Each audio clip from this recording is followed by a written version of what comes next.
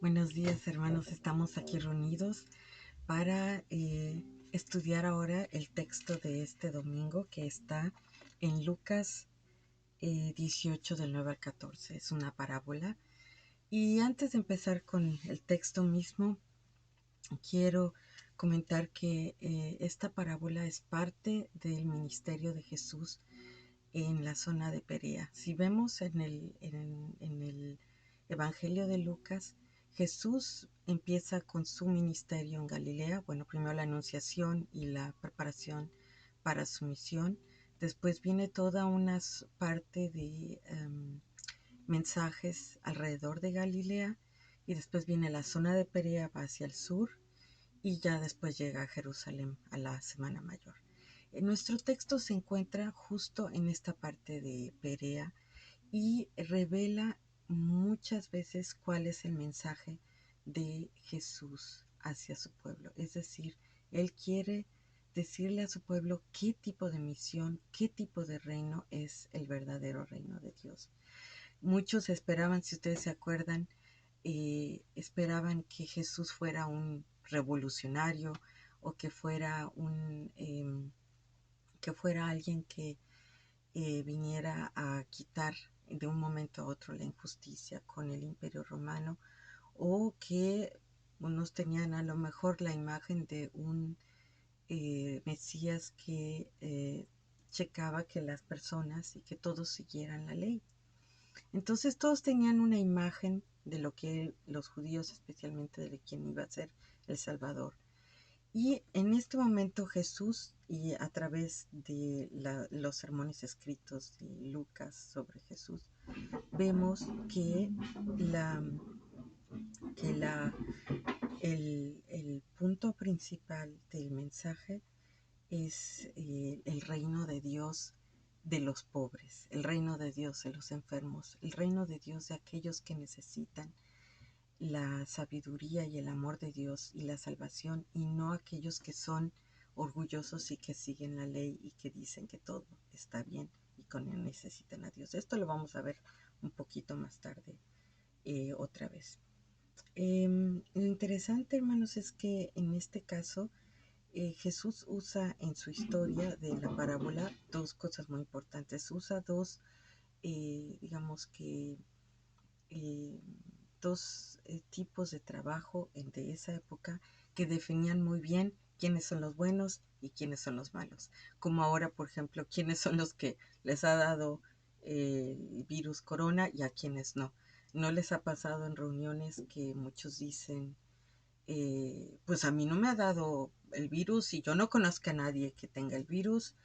Como diciendo, bueno, a los que les dio a lo mejor se portaron mal, o no fueron cuidadosos, o por qué hay que cerrar toda nuestra economía a raíz de esto si yo no conozco a nadie que esté enfermo. Pero la verdad, hermanos, es que claro que todos estamos propensos a enfermarnos de esto de una o de otra manera, y de las maneras que a lo mejor no sabemos. Entonces, pero está claro, muchos dicen, no, no del virus, no, a mí no me ha pasado nada y no veo por qué haya que cerrar las cosas, y a otros que dicen, bueno, nos dio, pero casi como asustados o en silencio o en secreto.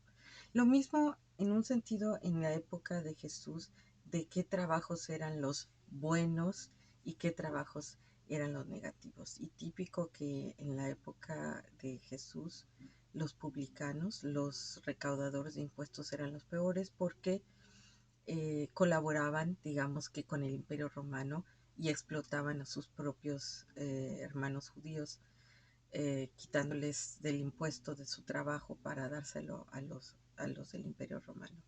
Y por otro lado estaban, digamos, la fama de los fariseos, que eran los separados, los que eran los que seguían la ley, y los que hasta no solo seguían la ley, sino que seguían los comentarios de la ley, el Talmud, y tenían la fama de saber mejor qué es lo que Dios quería de su pueblo. Tenían la imagen de saber, de seguir las leyes y de ser mejores que, digamos, que un publicano o diferentes otras personas como la samaritana, mujeres públicas.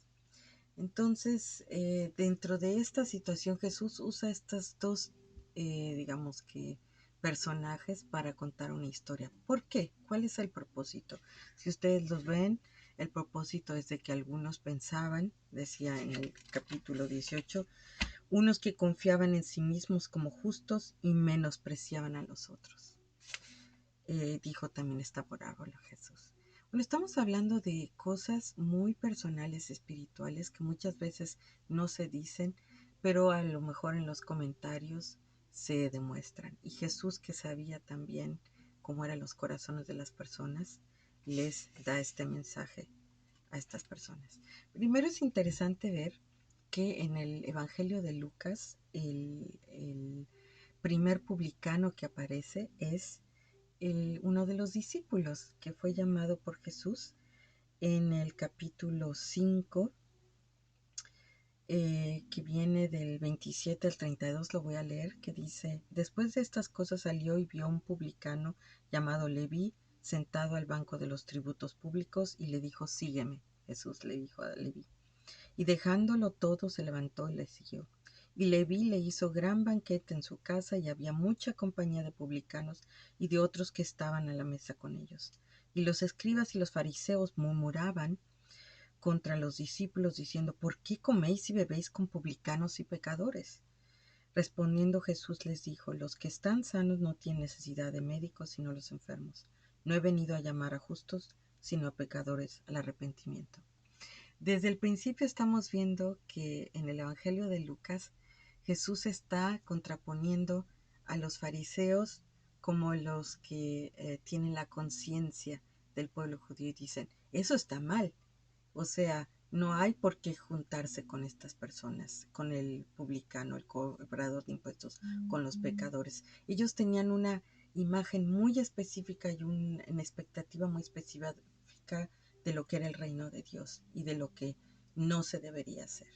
Entonces, ya, ¿para qué necesito un Mesías si ya sé lo que tengo que hacer? Entonces, en este contexto que tenían mala fama los publicanos y desde el punto de vista de los fariseos, de los seguidores de la ley más, Jesús decide en el capítulo 18, como lo narra Lucas, contar una parábola a aquellos que se sentían mejor o que sentían que eran justificados ante Dios. Y nótese que no se dice exactamente si lo dijeron abiertamente o es que Jesús, conociendo sus corazones, les dice este mensaje a aquellos que se sentían mejores que los otros. Y les dice, dijo también esta parábola, dos hombres subieron al templo a orar, uno era fariseo y el otro publicano. El fariseo puesto en pie oraba consigo mismo de esta manera, Dios te doy gracias porque no soy como los otros hombres, ladrones, injustos, adúlteros, ni aun como este publicano. Ayuno 2 veces a la semana, doy diezmos de todo lo que gano. Mas el publicano, estando lejos, no quería ni aun alzar los ojos al cielo, sino que se golpeaba el pecho diciendo, Dios, sé propicio a mí, pecador. Os digo que éste descendió a su casa justificado antes que el otro, porque cualquiera que se enaltece será humillado, el que se humilla será enaltecido. Hermanos, los dos entran a la sinagoga, como la tenemos aquí atrás de nosotros. Entran al recinto sagrado, entran a querer encontrarse con Dios, entran porque reflejan, tengo que ir y tener contacto con Dios. Lo interesante es que uno ora consigo mismo y el otro trata de acercarse a Dios. ¿Se dan cuenta? El fariseo comete 3 errores. En primera, consigo mismo. Él está tan lleno de sí mismo que nada más necesita la confirmación de que Él es bueno y usa a Dios en su oración para que le regrese aquel ego que Él trae. Gracias porque yo no soy como este publicano. Gracias porque yo no soy como estos. Me acuerdo que cuando yo estaba chica y hablaban algunos eh, hermanos de sus conversiones dramáticas, así al estilo de Saulo Pablo, de que habían dejado tal y tal cosa, que no habían crecido en el ambiente cristiano de una iglesia protestante en México, yo decía, bueno, ¿será eso algo mejor? A lo mejor me necesito yo tener esa conversión tan tremenda. Y de otra manera yo decía, bueno, pero yo no tomé drogas, yo no esto, yo no lo otro. Y tiende uno a empezar a contar ante Dios como en una boleta de calificaciones, es decir, esto lo hice bien, esto lo hice bien, esto soy justificada ante Dios. Y tiene uno a querer enorgullecerse de todas las cosas que hace uno bien. No está mal, hermanos. Para eso, pues un fariseo en una iglesia que se dé sus diezmos cada semana religiosamente es algo bueno. El problema, hermanos, es la soberbia de aquel que cree que no necesita a Dios. El enfermo que está lleno de llagas, de lepra, y dice, no, yo no estoy enfermo. Yo no soy como los demás. El orgullo, el- la idea de que yo me puedo justificar a mí mismo viene de tres cosas. En primera, la ceguera de quién soy yo. Generalmente no reconozco mi mal olor, no reconozco, tengo la viga en mi propio ojo y no veo cuáles son mis, em, mis pecados. El segundo, tiendo a criticar a los demás. Yo no soy como el publicano, yo no soy como el pecador. Tengo en mi mente ciertas reglas que definen quién soy yo y que yo voy a la iglesia, que yo doy esto, que yo doy lo otro. Y en tercera, no es solo la ceguera sobre mis propios pecados, no es solo la crítica sobre los otros, sino también la ceguera de mi necesidad de Dios. Porque como estoy tan lleno de mí mismo, como dice Jesús, cada momento, si no estoy enfermo, entonces no necesito a Dios. Entonces mi actitud de oración al acercarme con el fariseo en la sinagoga es nada más auto eh, a buscar a Dios como psicológicamente una confirmación de qué bien estoy yo. Después Jesús dice, pero está otro, el publicano, que era una provocación, un escándalo, como dicen en el griego. Es como nosotros nos imagináramos, no sé, un, este, un, un miembro de alguna banda de drogas o no sé, muchas cosas que uno puede decir tienen un trabajo de lo peor, que ellos no tienen por qué estar en la casa de Dios. Es su propia presencia delante de la casa de Dios y acercarse a Dios es un escándalo para el fariseo. ¿Qué estás haciendo aquí? Tú eres pecador. ¿Por qué estás aquí? Tu presencia es simplemente ya un abuso de la santidad del recinto de Dios. Pero ¿qué dice Jesús? Él nada más describe la actitud del publicano y que dice no se atrevía ni a abrir los ojos. O sea, contrario al fariseo, él tiene, no es ciego, sino que sabe perfectamente su pecado y quién es él. Tiene bien puestos los anteojos de su vida y no es ciego. Él sabe que está mal. En segunda, él no critica a los otros, porque él no tiene por qué criticar a los otros él sintiéndose tan mal. Él no tiene derecho a decirle a nadie nada y lo sabe. Y en tercera, como contrario al fariseo, reconoce su necesidad de Dios, como lo dice Lucas, y dice, Dios, sé propicio a mí, pecador. Por favor, ten misericordia de mí. Por favor, borra mis pecados y límpiame. Y es lo que dice una y otra vez Lucas. Jesús vino a salvar a los enfermos. Jesús vino a aquellos que están dispuestos a dejar todos sus códigos y todas sus leyes de autojustificación y que reflejan su necesidad ante Dios y de que que están enfermos. Sí, tengo corona, necesito Señor, que vengas y me sanes. Sí, Señor, he llegado al punto más bajo de mi vida. No sé qué hacer más adelante con la educación de mis hijos. No he logrado lo que otros han logrado en la vida. Señor, ten misericordia de mí. ¿Cuál es el punto, hermanos? También hay una tentación de decir, bueno, primer punto, el fariseo está mal, eso está claro, casi. Pero en el segundo punto uno podría tener la tentación de decir, bueno, quiero ser como el publicano. Quiero ser humilde y quiero hacer algo, quiero portarme bien de ahora en adelante, y quiero demostrar que Dios tiene misericordia de mí. Pero también ahí caemos en lo mismo, hermanos. Al final de cuentas, en creer que uno puede hacer algo por sí mismo, que uno puede justificarse y puede sanarse por ser eh, humilde y pedir disculpas. El punto, hermanos, realmente en esto es que ni uno ni el otro, llegando ante el Señor, podían hacer nada por su vida. El fariseo tenía la ilusión de creer que lo que él hacía lo iba a salvar. Y el publicano ya estaba más adelante en el camino, reconociendo que él no podía hacer nada. Pero sabemos que al final ni unos ni otros pueden hacer nada, sino que es Jesús y su obra vivificadora en la cruz que justifica.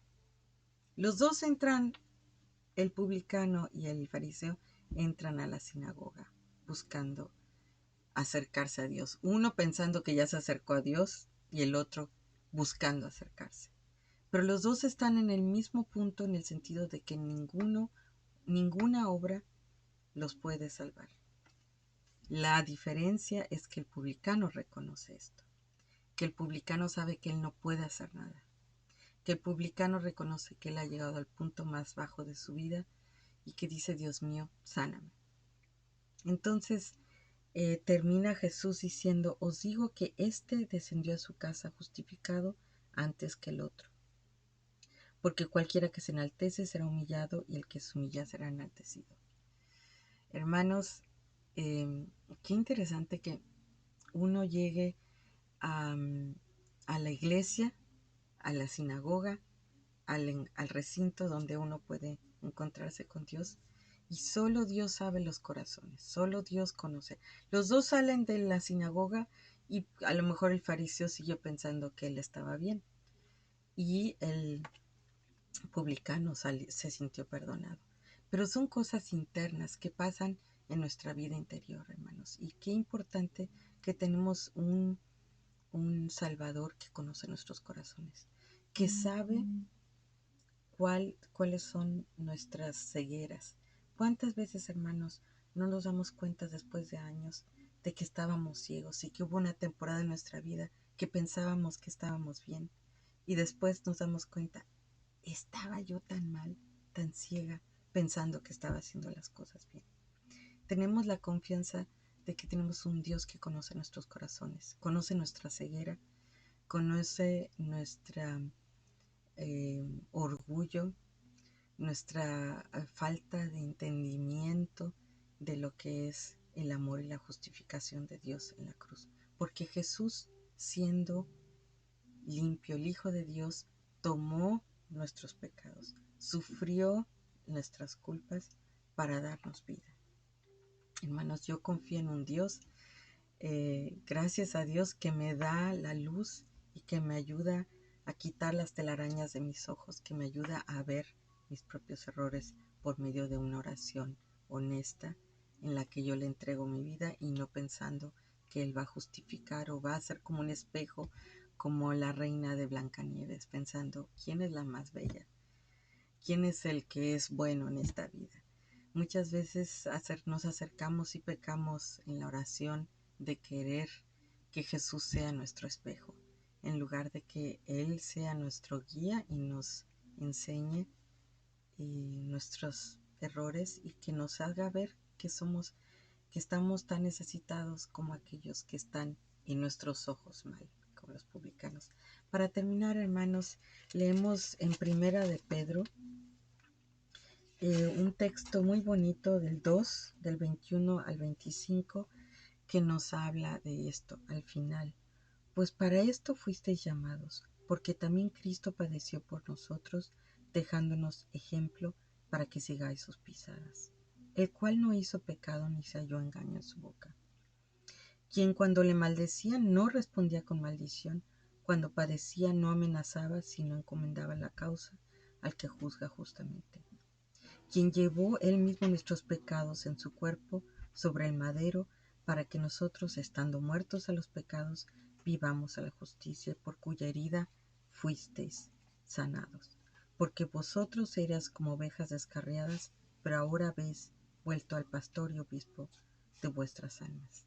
Por sus heridas fuimos sanados. Amén.